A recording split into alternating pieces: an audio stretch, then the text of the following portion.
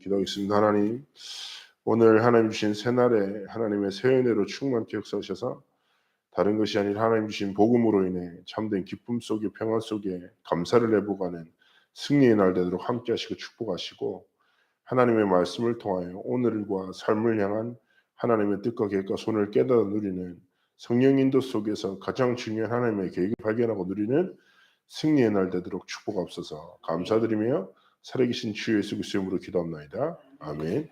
우리 창세기 6장 9절에서 14절까지 합독하시겠습니다. 창세기 6장 9절에서 14절까지입니다.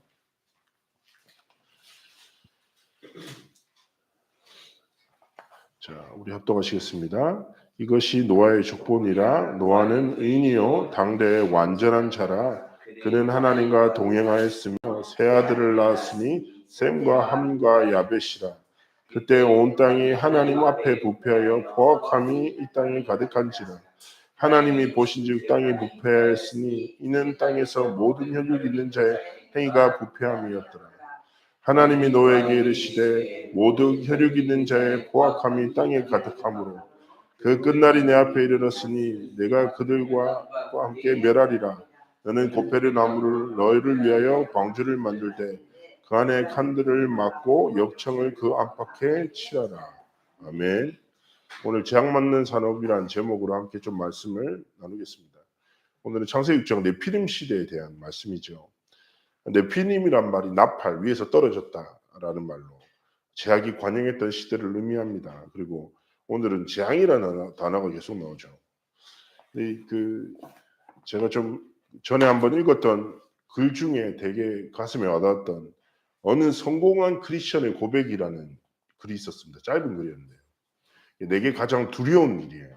가장 두려운 일. 성공한 크리스천이다 보니까 내게 두려운 일이 뭘까 이렇게 짧은 글귀를 썼는데 그 뭐라고 썼냐면 자기에게 누군가 내 건강을 뺏어가거나 혹은 누군가 내 경제를 뺏어가거나 누군가고 내 명예를 빼앗기는 일이 내게 두려운 일이 아니라 내 삶을 이끄셨던 하나님의 은혜가 내 삶에 더 이상 머물지 않는 것이 나에게 가장 두려운 일이다.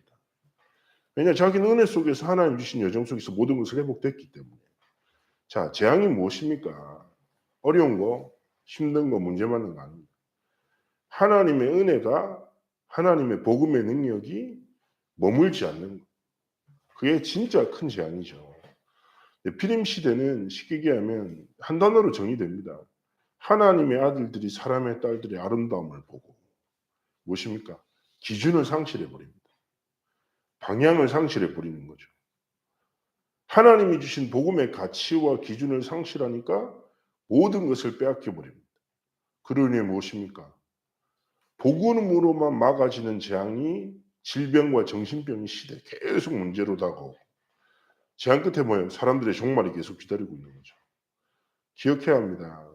아주 단순한 원리예요. 우리가 너무 잘 아는 원리, 창조 원리를 기억하셔야 돼요. 모든 순간에. 뭡니까? 나무는 땅에, 물고기는 물에, 하늘에, 공중은 새는 공중에. 인간은 하나님과 함께. 하나님을 떠난 인생이 재앙을 만난 거고 하나님을 떠난 것이 인생의 가장 큰 종말이고 고통이라는 사실. 그러나 반대로 무슨 말입니까? 하나님과 함께한다. 모든 것을 회복한 것 같습니다. 결론이에요. 그래서 우리는 어떻게 보면 재앙과 상관없는 하나님이 완전한 은혜와 사랑을 주셨습니다. 그죠? 복음 주셨거든요. 여호와를 앙망하는 이 가치를, 이 은혜를 누리는 삶 자체가 뭐예요? 하나님 앞에서 복 있는 인생이고, 그죠? 복음의 가치를 알고 그리스도의 복음을 깨닫고 누리는 우리의 삶이 더할 나위에 하나님 주신 은혜입니다. 그래서 이 은혜를 가지고 오늘의 삶과 오늘의 현장을 조금만 들여다보면 좋을 것 같습니다. 자, 계속 네피림 운동, 그리고 명상 운동, 그리고 한국에서도 뭐예요? 영적인 것을 왜곡시키는 계속 귀신 드라마. 그죠? 그리고 전 세계적으로 수십 년 동안 애들한테 엄청 인기 많은 포켓몬스터 이런 거 있잖아요. 포켓몬스터 주머니 넣는 귀신이라는 뜻입니다. 창조도 엄청 좋아하는데. 근데 이게 뭐예요? 이제 그래서 그 책 중에 되게 괜찮은 책 중에 거짓 신들의 전쟁이라는 책이 있는데 그 책에서 하는 말이 이거예요. 우상의 개념이 1세대 우상은 눈에 보이는 우상이었다는 거예요. 사단이 그걸로 충분히 재미있대요. 그래서 지금 뭐예요? 전 세계적으로 유적지와 보물이 뭐예요? 우상 숭배했던 곳을 구경하기 위해서 전 세계 사람들이 모여들잖아요. 근데 2세대 우상은 뭐냐? 그 1세대 우상들이 문화 속으로 싹 들어가서 그게 삶 속으로 우상이 아닌 우상으로 계속 삶에 부딪히게 한다는 거죠. 지금도 네피림은 계속 반복됩니다. 뭐라고요? 계속 끝없이 복음 아닌 다른 것 사랑하도록, 복음 아닌 다른 것의 가치를 쫓아가도록 계속 속이는 거예요. 그래서 첫 번째 재앙의 시작이 뭐라고요? 아까 말씀드렸잖아요. 복음 없는 발전과 번성. 이것이 뭐예요? 삶의 모든 것들을 계속 속이는 것입니다. 이 말은 반대로 무슨 말입니까? 우리가 오늘 하루 삶 속에 오직 그리스도, 오직 하나님 나라, 오직 성령 충만함이라는 복음의 가치를 깨닫고 누리고 감사를 시작하는 오늘 그런 시작을 누리기 원하십니다. 뭐요? 복음에 대한 감사를 시작할 때 모든 재앙은 무너집니다. 오늘의 삶 속에 여러 가지 갈등과 어려움이 있을 수 있죠. 세상의 것들이 부러울 수 있습니다. 그렇죠? 현실의 문제 때문에 마음이 무겁고 복잡할 수 있어요. 오늘의 시작은 무엇입니까? 복음 주신 하나님의 은혜에 감사하면서 고백하는 겁니다. 하나님, 진짜 성삼위 하나님이 오늘의 내 삶의 내 인생의 주인 되십니다. 오늘도 성삼위 하나님이 내 인생을 일하고 계심을 믿습니다. 내가 문제를 바라보고 사람을 바라는 것이 아니고요. 오직 여호와만을 앙망합니다. 그죠? 내 기도가 소유와 필요를 따라 기도하는 것이 아니라 뭐예요? 예수님이 가르치신 기도 속에서 딱 신앙 고백하고 이때 뭐예요? 모든 흑암은 떠나가고 영적 흐름은 바뀌는 거예요. 두 번째 뭐예요? 재앙의 임박이에요. 제약이 너무 많아서 악한 마음 생각으로 가득해지죠. 뉴스 보십시오. 끝없습니다. 정신 문제자로 인한 범죄. 그렇죠?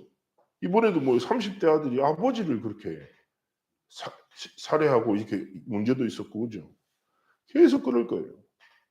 하나님을 떠난 영적 재앙으로 인해 고통당하는 자들의 또 다른 재앙이 계속 세상에 가득합니다. 자, 어떻게 이게 끝이 없죠. 감사도 없고요. 하나님의 심판을 하나님이 약속하신 것이죠. 자, 무슨 뜻입니까? 이 시대의 제약의 관영함을 보면서 하나님의 중요한 결단을 노아에게 깨닫게 하셨어요. 이 말은 반대로 뭐예요? 우리가 복음으로 시작하고 뭐예요? 복음으로 시대를 보는 영적인 눈을 열어야 합니다. 이 시대는 어떻습니까? 하나님이 말씀하시는 거예요. 그리스도 하나님 나라 성령의 충만함을 가지고 237 5천 종족에 하나님은 이 복음을 제한만을 통해서 재앙 맞는 여정을 걸어가기 원하시는 것이죠. 그죠? 그래서 하나님 앞에서 그렇습니다. 이 시대 똑같은 재앙 만난 시대를 향한 하나님의 마음이 무엇인가? 딱 이때 깨달을 때 우리는 깨닫게 됩니다. 재앙 맞는 산업. 그죠? 무슨 말입니까? 하나님이 내게 주신 현장 속에 하나님이 내게 주신 업과 하나님이 주신 내게 기능을 가지고 하나님 내가 뭐예요? 재앙 막는 복음 가진 전도자로 한 사람으로 하나님 앞에 서겠습니다. 자, 그러면 우리가 이 시대 방주를 만드는 게 뭡니까? 우리 배 만들어야 됩니까? 아니에요. 말씀 속에 선포되는 거예요. 우리가 내 수신 가정과 내 업의 현장에 뭐예요? 플랫폼 파수망대 안테나로 하나님 앞에 영적인 파수꾼으로 사명 감당하기로 결단하는 겁니다. 즉 복음으로 살아가고 복음으로 나를 살리고 복음으로 현장과 생명을 살리는 뭐요? 너를 위하여 내 후손을 위하여 생명을 살리기 위해 방주를 만들어라. 방주가 무엇입니까? 예수 그리스도를 가장 대표하는 상징 중 하나입니다. 창세기 6장 14절, 창세기 3장 15절. 그죠? 그럼 잘 아시잖아요. 출애굽기 3장 18절, 이사야 7장 14절 뭐예요? 그리스도를 예표하는 가장 강력한 상징 중에 방주예요. 누구든지 방주 대신 그리스도 안에 들어오면 다 살아난다. 그럼 이 시대에 하나님 주신 사람이 뭐예요? 우리가 무엇을 하든지 예수 그리스도의 복음을 사랑하고 복음으로 나를 살리고 생명 살리고 후대를 살리는 즉 237 치유 서밋의 길을 걸어가는 현장의 한 사람으로 서기를 하나님이 원하시는 것입니다. 결국 무엇입니까?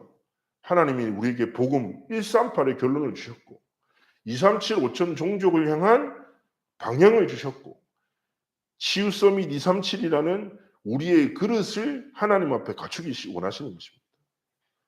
자, 홍수는요. 언약 없는 사람들한테는 어마어마한 재난이었지만 언약 가진 너에게는 뭐예요? 최고의 축복의 기회가 됐습니다. 마찬가지입니다. 오늘 어떤 문제가 있습니까? 어떤 갈등 어려움이 있습니까? 뭡니까? 기회입니다. 어떤 기회요? 예수 그리스도의 복음에 집중 속으로 들어가고 그 결론을 깨닫고 그 가치와 방향을 발견하고 누릴 하나님 주신 기회입니다. 오늘 복음으로 시작하고 복음으로 모든 것을 보고 복음 속에서 하나님 주신 결론으로 자신의 삶과 모든 관계와 현장을 살리는 증인의 길을 걸어가시기를 주의 이름으로 축복합니다. 기도하겠습니다. 살아서 역사하신 하나님 감사를 드립니다. 성령의 충만함을 주시고 오늘도 오직 그리스도 하나님 나라 성령 충만함의 복음의 결론으로 모든 것을 살리는 재앙 막는 증인의 걸음 전도자의 여정 되도록 축복하시고 우리 모든 창대교회 하나님의 사람들이 오직 여호와 하나님만 바라보는 정말 예수님이 가르치신 기도의 결론 속으로 들어가는 승리의 여정이 되도록 축복하시고 함께하여 주옵소서. 감사드리며 살아계신 주 예수 그리스도의 이름으로 기도합나이다. 아멘. 제 기도로 현장에서 승리하시기를 축복합니다.